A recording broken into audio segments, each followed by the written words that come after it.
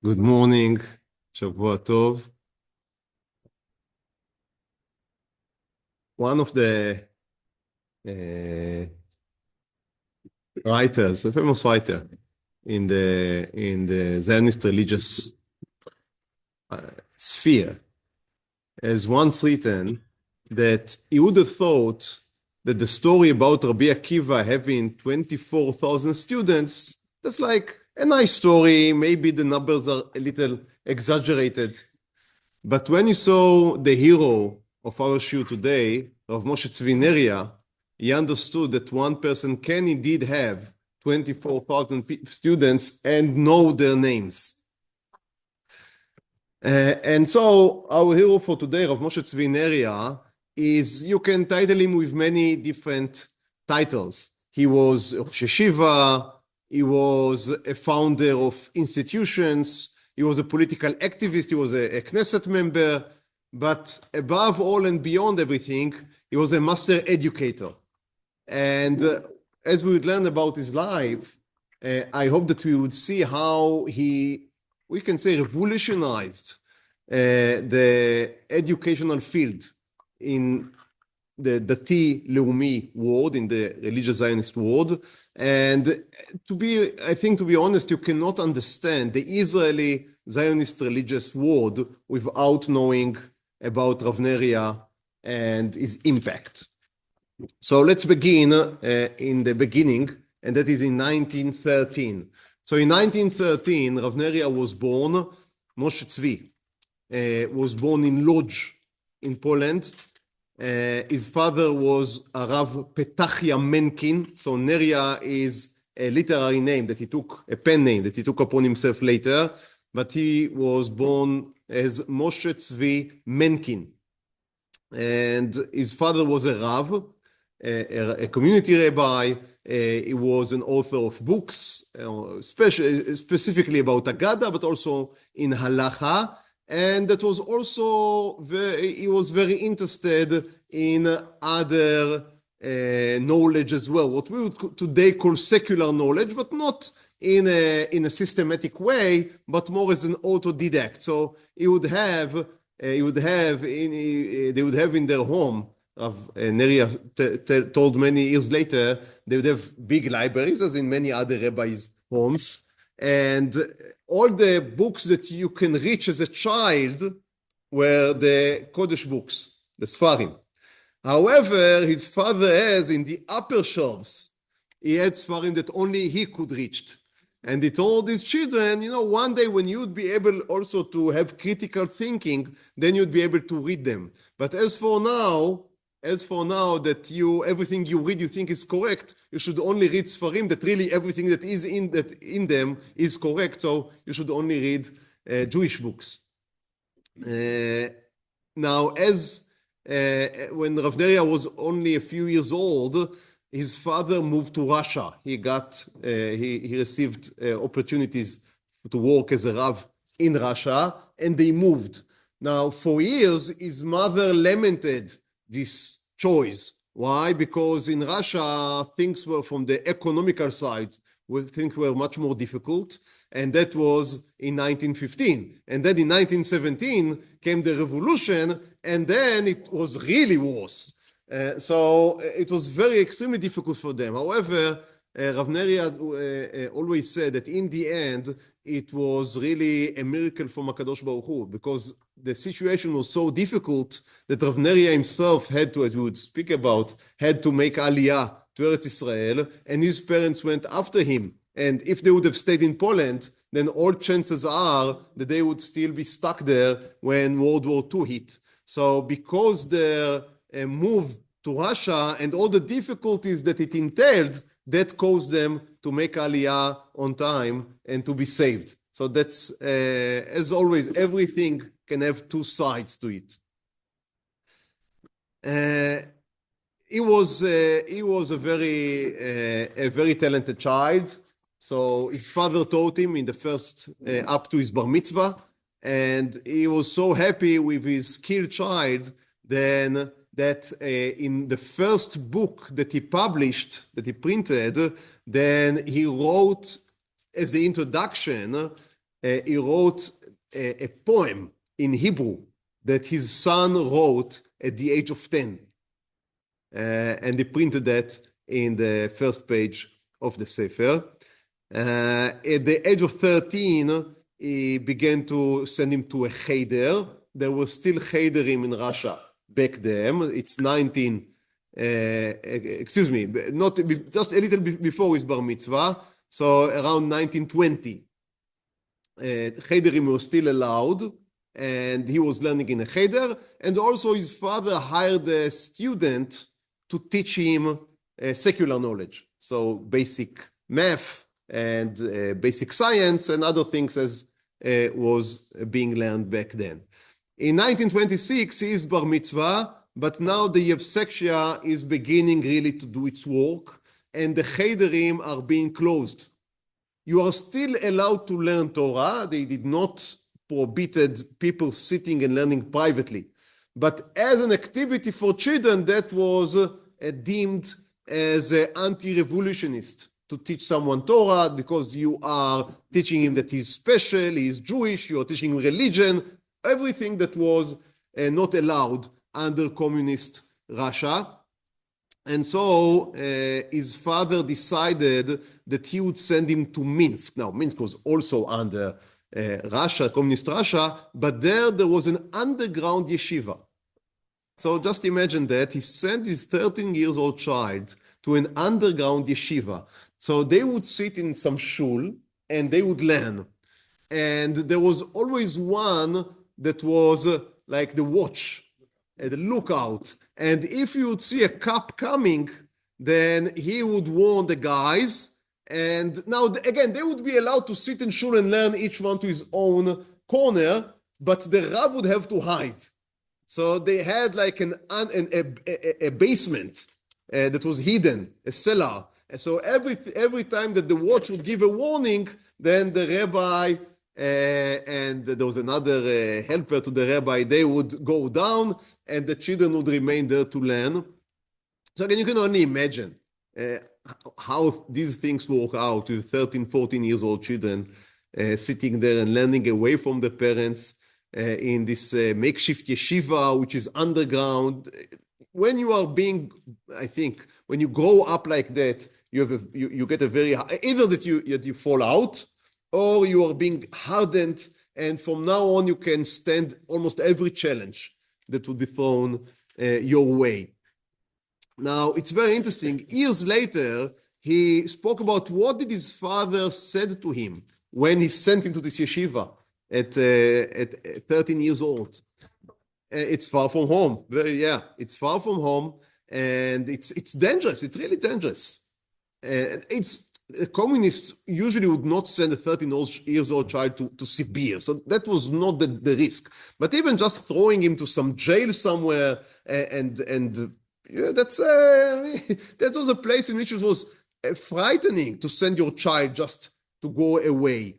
And there was anti-Semitism, and but what did his father have to say to him? So his father told him, many of the children there would be children of other rabbis, because these are the type of guys that would come to such a yeshiva. And he told him, you must be very careful, because for rabbis, one of the greatest dangers for rabbis, their yetzer hara, their evil inclination, is to speak badly about other rabbis. The common man, he does not speak badly about rabbis, because they are, at least back then, because they are beyond his understanding. He says, I do not understand. But a rabbi would speak against other rabbis. So he said, and then the children are receiving from their parents this type of speech, and they repeat it. So at least the father understands what he says, but then the child would speak against other rabbis, he doesn't even understand what does he say. So he said, what I want to warn you is that you should never speak against another Talmid Chacham. You can say, I do not agree, I do not understand, I see differently, I act differently, all of that is fine.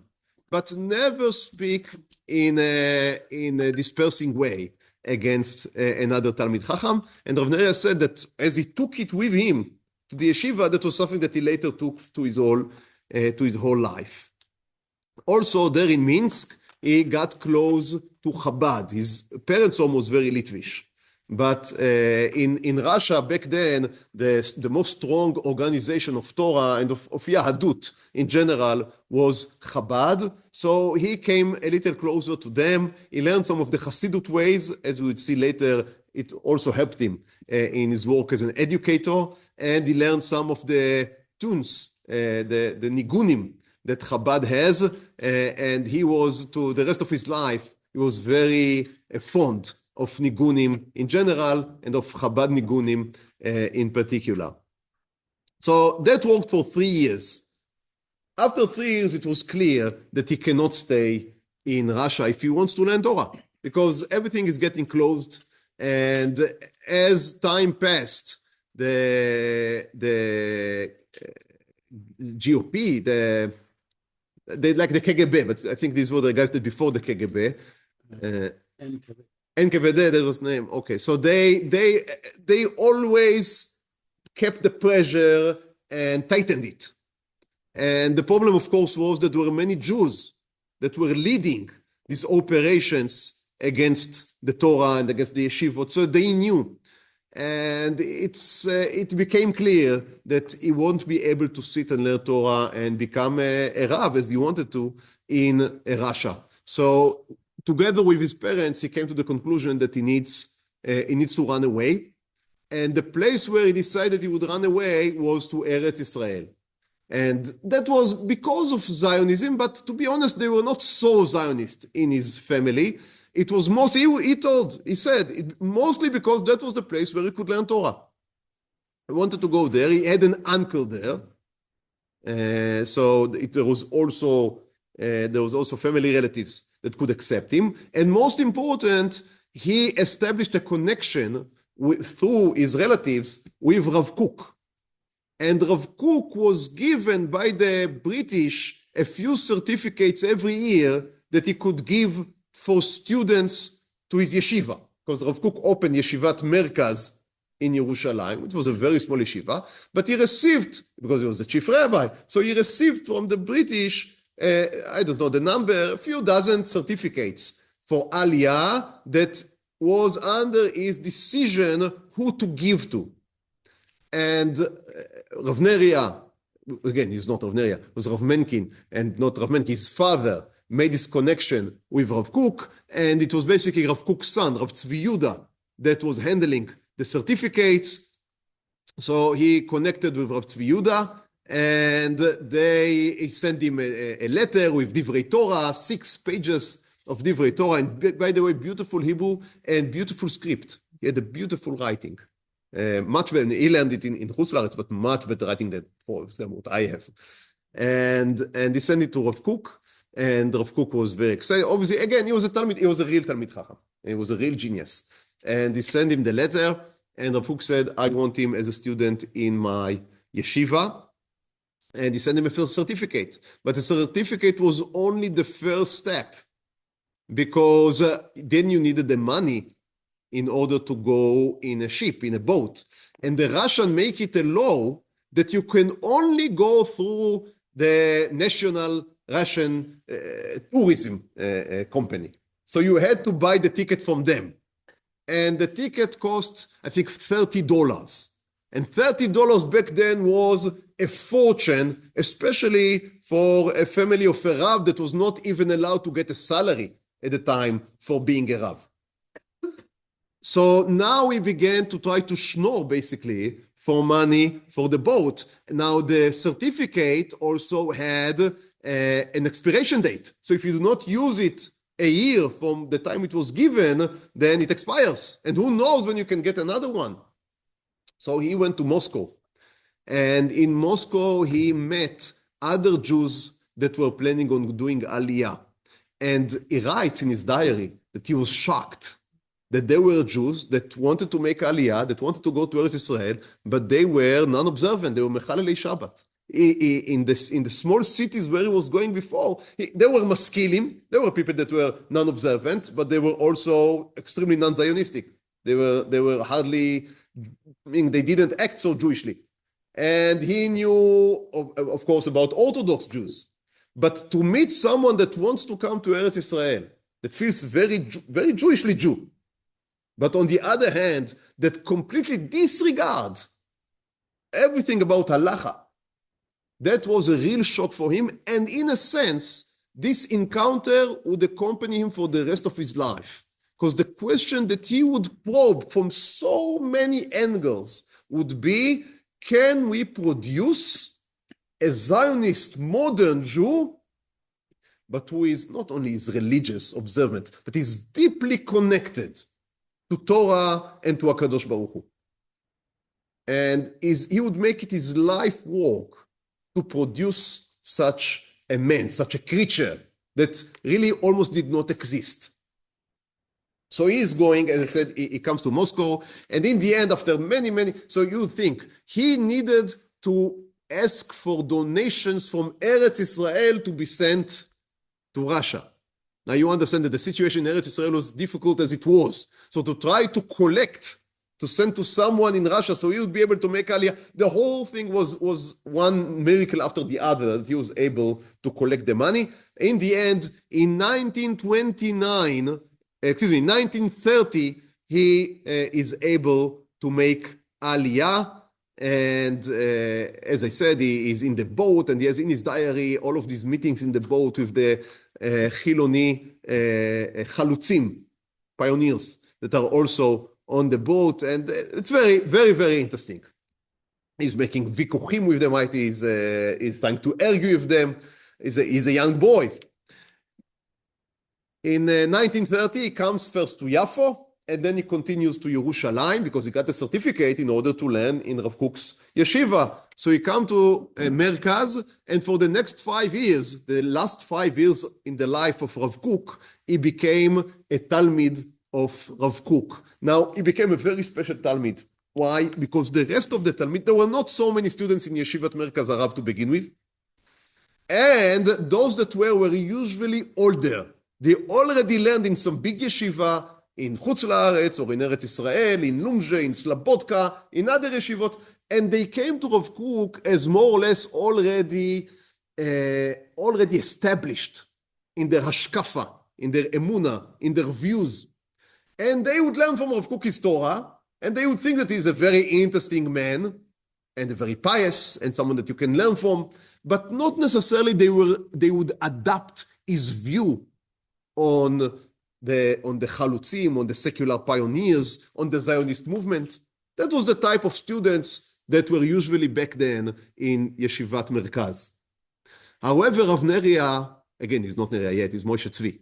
Soon he would be Neria. So Moshe-Zvi Menkin comes to Yeshivat Merkaz, and he is young. And he is impressed by Rav Kook to an end.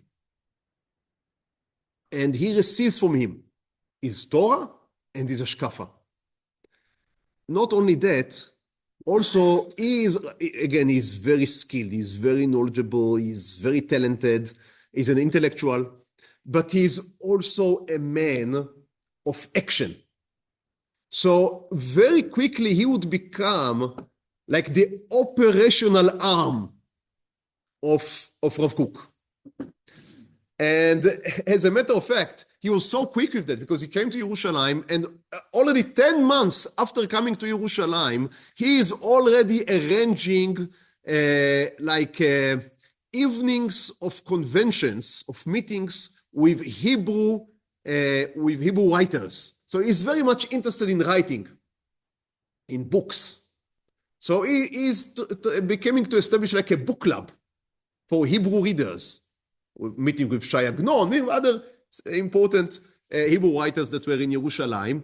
And at a certain point, Rav Kook has to calm him down. He says to him, you're still a young man. You came to the yeshiva in order to learn. You cannot run around in Yerushalayim and give lectures about Hebrew literature. And so Moshe-Zvi heard that, and he promised Rav Kook that he would take a break from these lectures. However, he already committed to a few, and he felt, so he was in tension because he promised Rav Kook that he would stop giving. On the other hand, he didn't want to cancel things that he already committed to.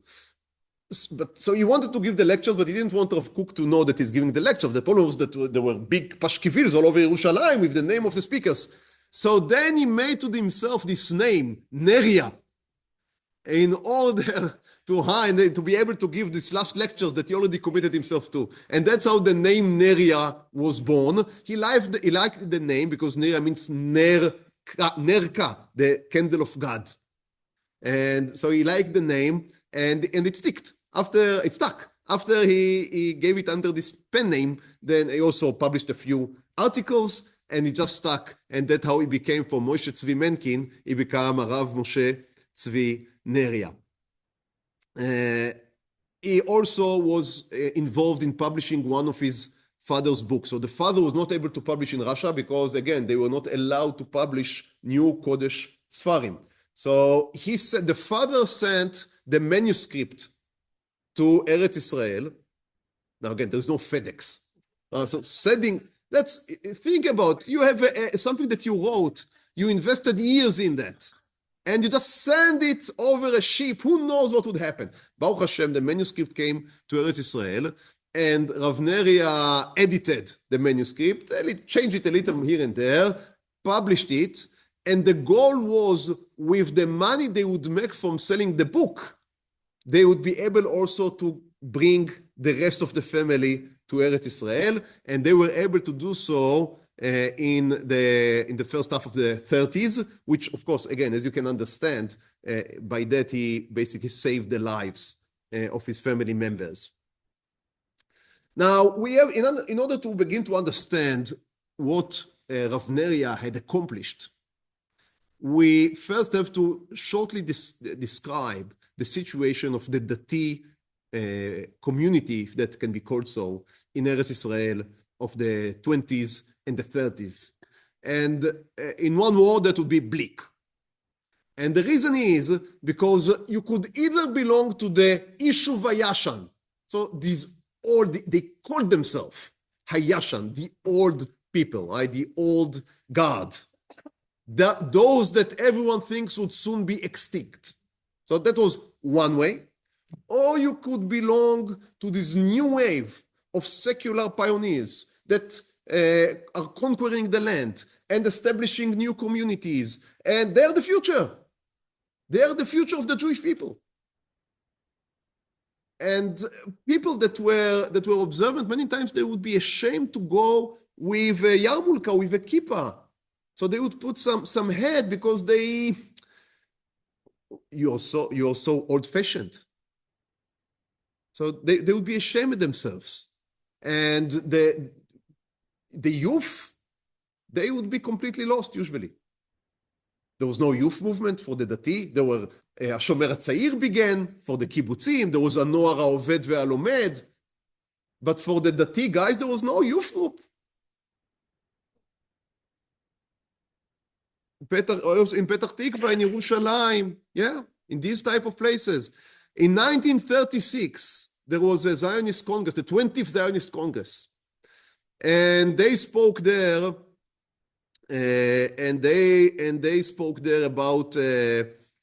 about one of the issues in Eretz Israel. And Rav Berlin gave a whole description of how important it should be. Rav Berlin, we spoke about Rav Berlin, the son of Rav Meir, right? The son of, it was not Rav Meir Bar Ilan yet, but the son of the Natziv. And he gave a whole lecture about how the Jewish state needs to be Jewish and we need to build according to Torah and according to Halacha. He was a wonderful speaker. He spoke brilliantly. But as he was speaking, there was a man there named David Ramaz. He was a functionary in the Histadrut. Now, today, the Histadrut is not such a big thing. But back then, the Histadrut was like the government. So he was the Mazkir. He was the secretary of the Histadrut. And he sits there, and he, as Rav Berlin is winding down, he's finishing, and everyone is very impressed because he spoke so beautifully and eloquently. So this secretary of the Histadrut says, you know, in the name of who do you speak? Even your children do not follow your ways. And everyone it was a great chutzpah, but also obviously it hit where it hurts, because that was right. The percentage of the the children of the religious people that followed the path of their parents was low. And that was, again, this fundamental question.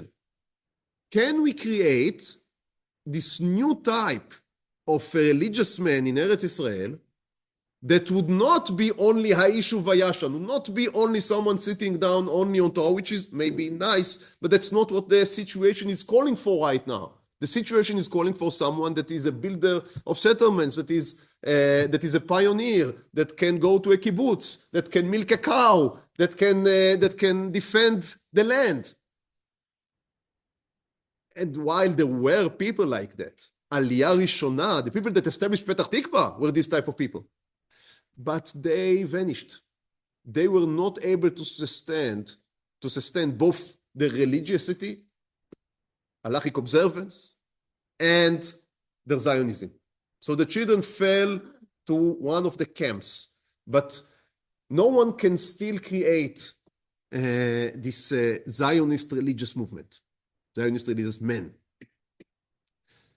And so Rav Neria, in the beginning of the 30s, so he's 25, 27, and Bnei Akiva movement is being established, not by him, by someone named Yechiel Aliash from Hapoel HaMizrahi.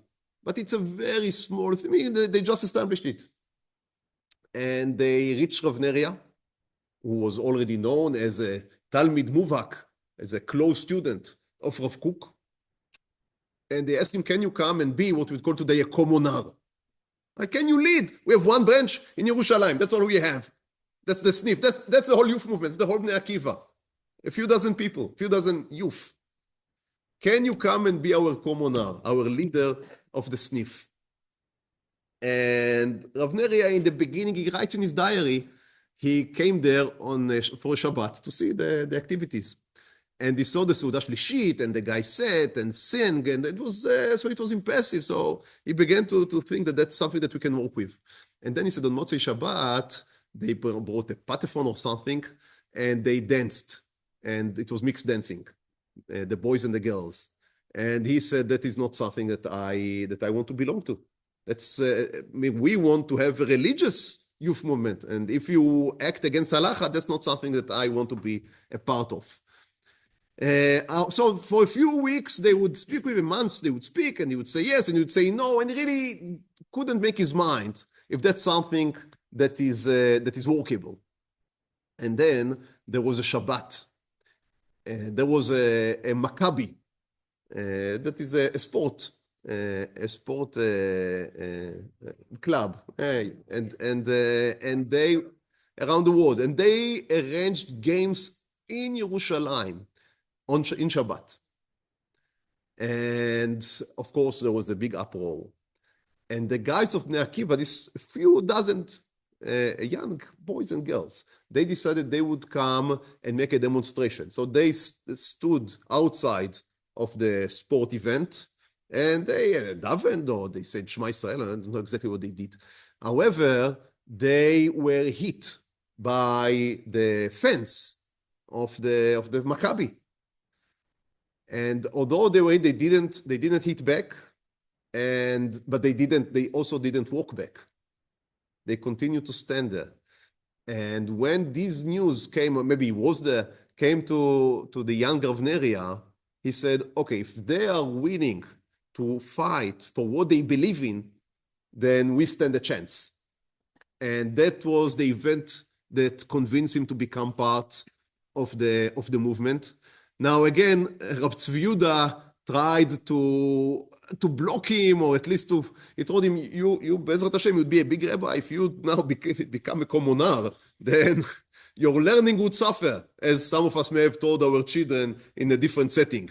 But however, Rav Tzvi Yehuda also understood the great need for the youth to have someone like the young Moshe, who was still young, so you're still speaking with them in their own language, which was something that Rav Tzvi Yehuda was already older. It was not something that he was able to do. And so they let him do it. Years later, he said in a speech he gave, he said, if I would have stayed in the yeshiva, I may have grown much more in my Torah learning. However, I would not have been able to accomplish what I have accomplished in the educational field. And Bnei Akiva would not have become what it had become.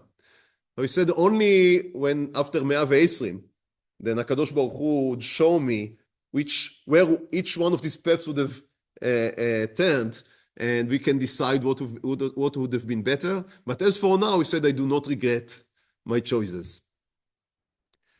He began to invest himself in Bnei Akiva. He went throughout all of his life. He didn't have a car, so everything was made with a bus or taking just rides. So he went to the Sharon. He established himself the sniff in Petach Tikva. I think also in Ra'anana, but I need to recheck it. He was the one to compose the hymn of the Tnuah Yad Le'achim. So he was the one to write, and I think to put the music, the theme to it, the tune. As I said, he was a great believer in the power of music. Before every shiur he would give, he would ask the students to sing something. And that was part of the Chassidut that he received in Minsk. So he believed that although a shiur is an intellectual thing, that if you sing before, then you also open the heart. He established the newspaper of Bnei Akiva called Zraim, the periodical. It's being published to this day. So that was also him. He was the first editor for 5 years. He edited Zraim. In 1935, Rav Kook passes away, and Rav Neria takes a second life project. So one is Bnei Akiva. That is something that would accompany him for the rest of his life. He was the face of, in many aspects, Bnei Akiva, to this day, is in the image of Rav Neria. So the way that mifkadim are being done, the way that peulot are being done, chodesh, all of that is his own making. So that is one thing. The name of the Shvatim. And so that's first revolution. And that is about being proud in being a religious Zionist Jew. You are not another someone in a Shomer HaTzair or in a Tzofim or in a Noar HaOved VeHaLomed. We have our own youth group. Now again, for us that may seem so simple, and maybe Bnei Akiva is not as good as we would have wanted it to be. But back then, that was a great revolution. Second revolution, after Rav Kook passes away, he understands that if he wants to create this new religious Zionist Jew, he needs to give him some ideology. And Rav Kook, he, of course, is the one that expressed this ideology of being able to participate with the secular pioneers, but also to keep his pious, to keep his religiosity, to keep his observance, to be attached to Torah, to be attached to HaKadosh Baruch Hu. And in a very deep, deep philosophy. However, so deep that you cannot give it to a 14-year-old boy. So he decided that he needs to, what is the word? Simplify, popularize the ideology of Rav Kook. He would go through his writings, and he told later, the shorter, the better. So he understood, that's before the MTV, right? He understood the short clips, right? If you can give 2 sentences and you can give 6 that say the same thing, although the 6 are nicer and fuller and you get more. No. You need to give the 2 sentences. And he worked very hard.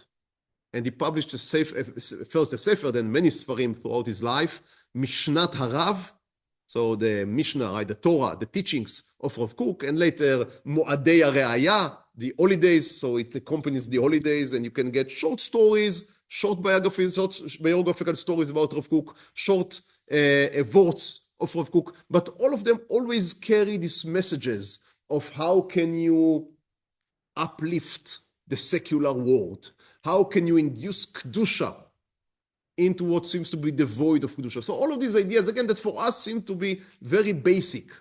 Kiddush HaChol. Kiddush HaChol would be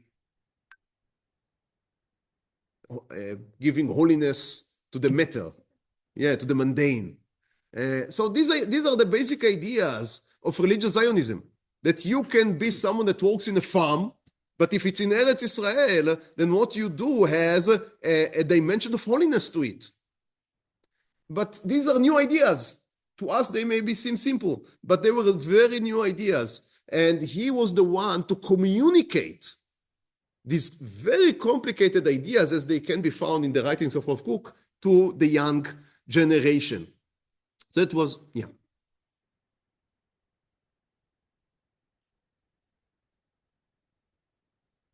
That's right. Yeah, I don't know who took from whom, but you're right. So, no, it didn't came from Chabad. That would be too much to say. It was impacted. Yeah, it was impacted. So that was the second revolution. So making Rav Kook accessible, as you would say today. He later joins the Haganah, together with other students in Yeshivat Merkaz Harav. And he wrote, again, very interestingly, he said that in the Haganah, were also students from Hebron after Tarpat, after 1929, and then they moved to Yerushalayim. So the Yeshiva of Hebron, also some of those students joined the Haganah. He said there was a very stark difference. The Hebroners who came to the Haganah, that was in order to learn self-defense and be able to defend themselves, lest again there would be such events as there were in 1929. But the guys that came from Merkaz, that came from the Yeshiva of Rav Kook, they went to the Haganah in order to establish a new Jewish state. Not in order to be able to defend, but in order to establish a defending force for the nascent Jewish state. That was a very big difference in views. And again, you can see how he is taking Rav Kook's very lofty ideas and he put them into very concrete thoughts. So there is this Haganah, which is a completely secular organization. And then you said it's a mitzvah to join it. Why? Not because that it's a pikuach nefesh you need to learn in order to defend us. No, because it's part of this big project of bringing redemption, of recreating the Jewish state that was destroyed 2,000 years ago. So I apologize because I asked myself, do we even see that there is something novel here? But it was greatly innovative back then. In 1937, he goes out from Eretz Israel in order to be a delegate of Bnei Akiva to the Mizrahi Convention and later to the Zionist Congress in Zurich, in Switzerland. He was the youngest delegate in the Congress. So 1937, if he was born in 1913, then he's 24. He was able to secure funds to the Bnei Akiva movement, which was extremely important from the Mizrahi. At first, the Mizrahi were not very happy. The Mizrahi said, we are dealing with schools. So the Mizrahi was very strong in schools, and we are helping the people that wants to create new settlements. But youth movement, why do you need a youth movement? So again, for us, it's very simple. Of course, you need the youth movement. Otherwise, all the youth who knows where they are going around on Shabbatot. And if you want to keep people in the field, you need to give them a reason to be in the field. But for some reason, it was not understood by the leaders of the Mizrahi. And he had to fight tooth and nail in order to secure some funds for the movement, and he was able to. Then he went to visit the yeshivot in Eastern Europe. Now, that's 1937. That's not simple. Of course, he doesn't know that in 2 years there would be such a war. But in truth, he saw the last minute, the last frame of this yeshivot, this big yeshivot.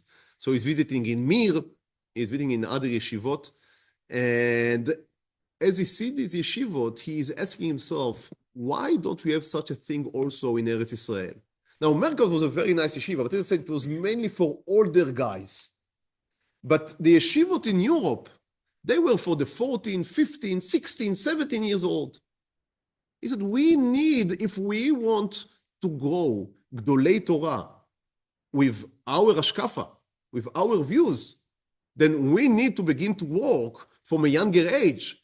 If you only to begin to work after the child was in other yeshiva, in other type of yeshivot, and they come to us in the age of, if they come in the age of 20, as I said earlier, then they already have formed views on the world. It's very difficult to change them.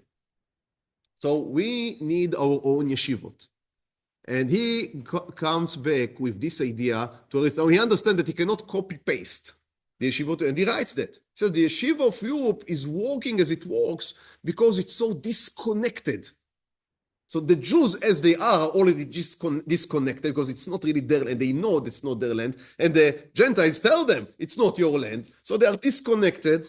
And the yeshiva guy is even disconnected from the Jewish community. So it's a disconnection within a disconnection. Says, of course, the yeshiva that would establish in Israel would not be like that. Because they would be yeshiva that are connected to Eretz Israel in order to grow the next spiritual leadership of Eretz Israel. But we need the yeshiva. And he comes back to Eretz Israel with this idea. However, if the Mizrahi opposed a youth movement, they even more greatly opposed establishing a yeshiva. They said, that's, you take money. Why do we need that? Baruch Hashem, you have the Yeshiva Yashan, you have other people that take this mantle of yeshivot. We are pioneers, we are building, and he would make jokes. He would say that the slogan of the Mizrahi and of Hapoel Mizrahi was Torah ve'avodah. And he said, so what is Torah ve'avodah? You have a slogan, Torah ve'avodah, and then you would have people working. So the people working is the avodah, and the slogan is the Torah. And the Torah stays only on the banner.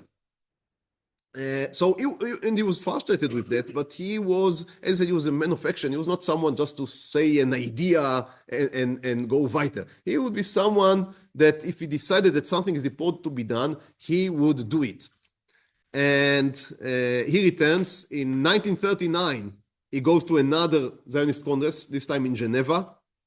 Now, this Congress was dispersed in the middle because of the agreement that was signed between Germany and Russia. And people understood that if Germany and Russia are signing a treaty, an agreement, that means that the opening of the war is very nearby. So they decided to close the Congress in the middle when the news about this treaty broke, the Molotov-Ribbentrop treaty broke, and everyone went back home. On the ship, on his back home, on the boat, he heard a Greek sailor, and that was humming a tune. He took the tune that he heard from this Greek sailor, and that became the Ani Mamin. Yeah. And in Kfar HaRoeh, about which we would speak in a few minutes, that was the tune, and maybe to this day, I don't know, but they sang it every day after Shachrit, with this Greek tune that he had in the way back from the Zionist Congress. Is returning, and in 1939, is able to establish the yeshiva. This is the yeshivat Kfar HaRoeh. Now, how he was able to do that? As I said, he was not able to do it from up down because the organizations completely refused to help. So what he did was, as many other things, he convinced the young guys themselves that they need the yeshiva. So when they were willing to go with him, many of them against their parents, and to go with him to Kfar HaRoeh, and to nothing. Basically, there was a shul there, so they just sat in the shul. And the people from the village donated some food products. But they said, we understand that you need the yeshiva, and things would somehow take care for themselves. So we had 13 students. That's how we began. 13 students. That is the beginning of the whole of the Bnei Akiva Yeshiva Center that we have today. Thousands of students every year. 13 students at 1939. It was very self-governed. So he was not an imposing figure. He was a towering figure. But he wanted the guys to make their own decisions. So it was very democratic, the yeshiva. As I said, every shiur began with a singing a song. And it was a mix, a blending of Litvish. The Torah was very Litvish, but the atmosphere was Hasidish. And that it worked. And most important, what he taught his students was you need always to think in a great manner. Do not disregard anything. If you can give a Dvar Torah in Sudah Shlishit in your shul, give a Dvar Torah. Do not say, no, I am young, I do not know. Always try to push forward. That was extremely important lesson that resonated with so many of his students. In 1941, he finally got around to get married. Yeah, you're married, yeah. So he married a woman named Rachel Gittelson. She was a very educated woman, both in Torah, also she learned in university. And they together had 8 children, almost all of them rabbis, very important women. She herself was extremely important. In the first year, obviously, with 8 children, she took care of the children for many years. But after they grew up, she was a menahelet of a school herself, and also a very important educator and a very important woman by her own right. She wrote books. She gave lectures about tzniut, about kedusha, about the education of women. That was a topic that was also very, very important to her. In 1948, so that is, of course, the establishment of the state and the breaking of Milchemet Ha'atzmaut, the Independence War. He is accompanying, he's not a warrior because I guess he was beyond the age, but he is accompanying the soldiers of Chativa Sheva. That was an armored division. To this day, it's an armored, it's a tank division nowadays. I think back then it was armored vehicles. There were no tanks to the IDF, but armored vehicles. And they conquered Meron. And he was so, by conquering, by liberating the grave of the Tziyun of Rabbi Shimon Bar Yochai. So that uplifted his spirit. He wrote the hymnon of Chativa Sheva, which was called Tzahal Liveroni Chativa Sheva, and that was the hymn, or the hymn, how do you say the hymn? The hymn. That was the hymn of Chativa Sheva for about 30 years. A song that was written by Rav Neria. He wrote it on, I mean, they had these armored vehicles, so he wrote, if they would not be able to remember all the words, so he wrote it on the vehicle, so they can read from it, and to the leading vehicle, he called Bar Yochai. So that was in Milchemet HaShichrur. After the war, he became part of the rabbinical council of the Hapoel HaMizrachi, a very important part of it. He edited, together with Rav Shaul Israeli, the Nusach of Tefillah for Yom HaAtzmaut. So most of what we daven today is his own handmaking. In 1951, he established the second Yeshivat Bnei Akiva in Meiron, of course. And then from there on, it grew and grew and grew. I don't know how many there are today, I guess dozens. In 1953, he establishes Yeshivat Kerem B'Yavneh, not he himself. Rav Goldvius, of course, became the Rosh Yeshiva, but he was the one pushing for the establishing of Kerem B'Yavneh, because he said, now that we have students that are graduating our Yeshiva Tichonit, now came the time for Yeshivat Esder. And so became Yeshivat Kerem B'Yavneh. In 1956, he more or less invents the Kippah Sruga. So there were Kippot Srugot before. However, he made it like a symbol because he was always looking for ways as to strengthen the moral of the young religious Zionists, that he should not be ashamed, not from his Haredi counterparts and not from his secular counterparts. He should be proud in having both worlds, in doing what is right, in doing what is correct, in not abandoning any dimension of life, of what God demands from us. And so he saw that some of his students are working with these knotted kippot. And he asked one of his students, so his wife has knotted for the student a kippah. He asked the students if the wife can also knot a kippah from him. And from there on, he would go many times with kippah sruga in order, again, to strengthen his students. By the way, he made it a point that from time to time, he would switch back to a black kippah in order to tell his students what is important is not what is on your head, but what is inside it. Okay.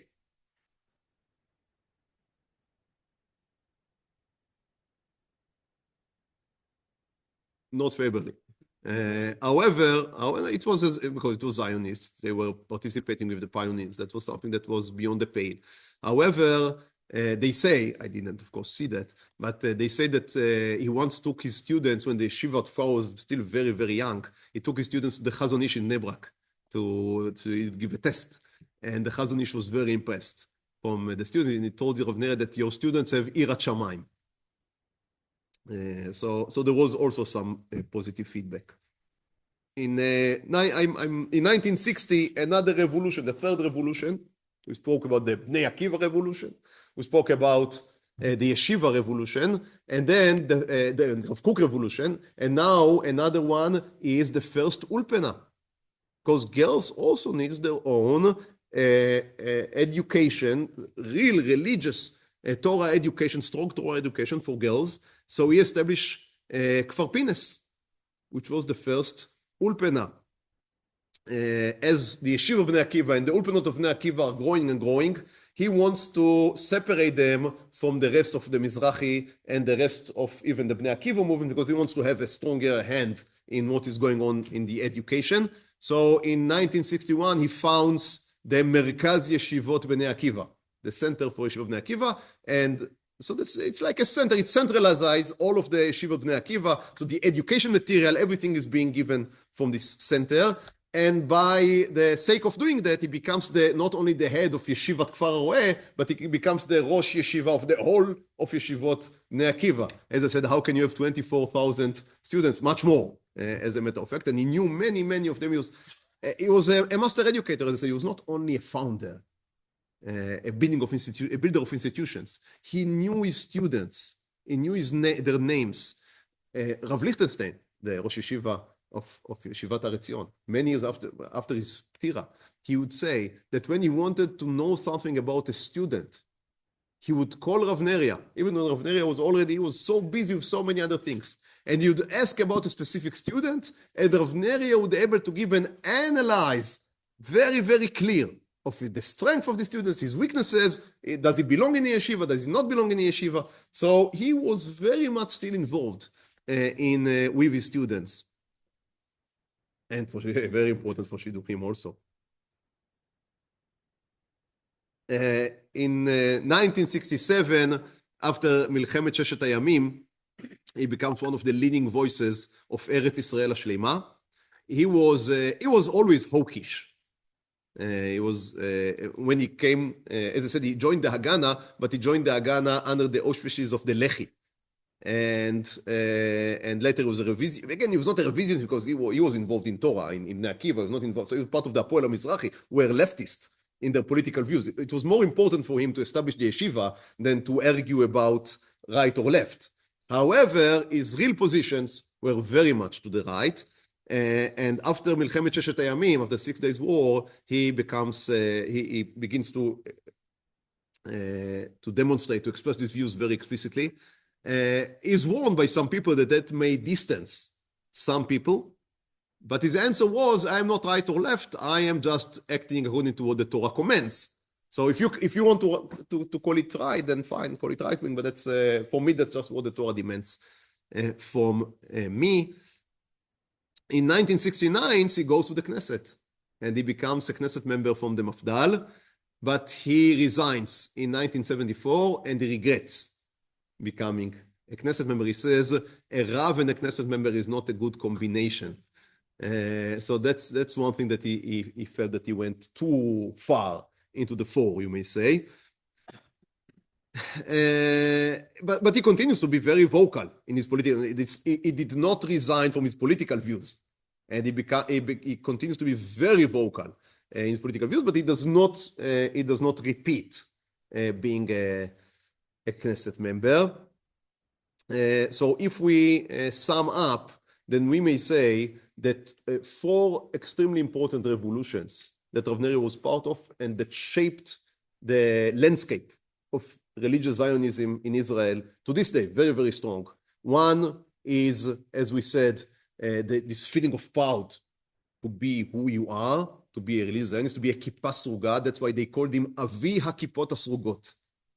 So just not being ashamed, having an ideology, standing strong, standing firm. For a young man, it's extremely important, because if you raise someone and he's ashamed in who he is, then you have very slim chances that he would remain on the derech. And if he would remain on the derech, he would be miserable. He would be on the derech just because he didn't have the courage to leave. That's not something that you want.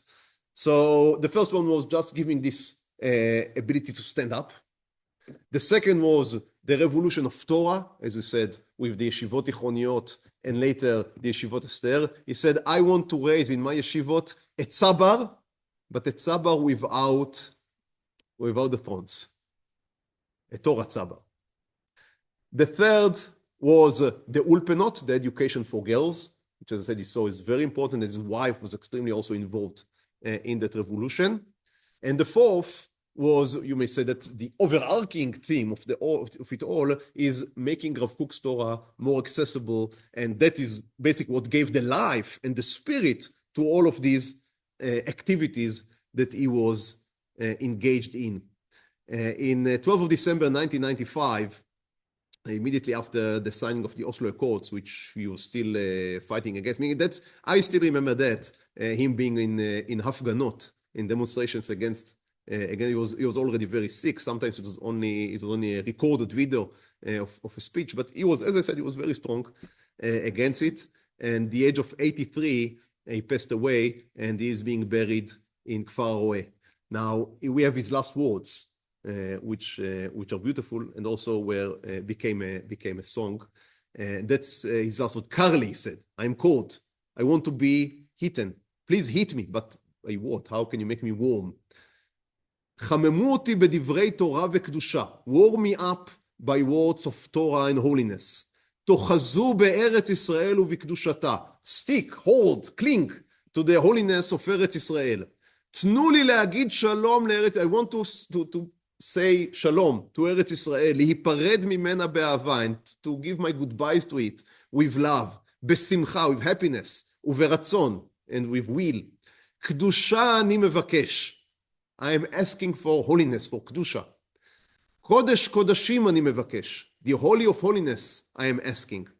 תנו לי קדושת ארץ ישראל. Give me the holiness of ארץ ישראל. תנו לי קדושת אהבת ישראל. Give me the holiness of the loving of עם ישראל. תנו לי הרגשת קדושת ארץ ישראל. Give me the feeling of the holiness of ארץ ישראל. And warm me up. תנו לי הרגשת קדושת עם ישראל, by giving me the feeling of the קדושה of Am Israel. And I will not try to sing, because unfortunately I was not blessed with any skill of singing, but maybe some of you are familiar with this song of Kedusha, Kedusha, Ani Mevakesh, Kedusha. I would send it in the WhatsApp, and I think you would enjoy it. It's very, very uplifting. And he was really a seeker of Kedusha, but not someone that is seeking Kedusha in some upper realm. And that's nice if there are this type of people that are seeking Kedusha in upper realms and they are separated from the world. However, he was very far from being separated from the world. He believed that the Kedusha should be sought after in this world, and especially the Kedusha that is within people, and even more especially the Kedusha that is within the youth, and uplifting them and empowering them and giving them the right path to walk on. That was his mission in life, and I think that in many aspects we can say that he really materialized, he was able to fulfill this mission. And many of the things we are doing today are the fruition of his efforts. Thank you, and Be'ezrat Hashem, we'll meet again next week. Thank you so much.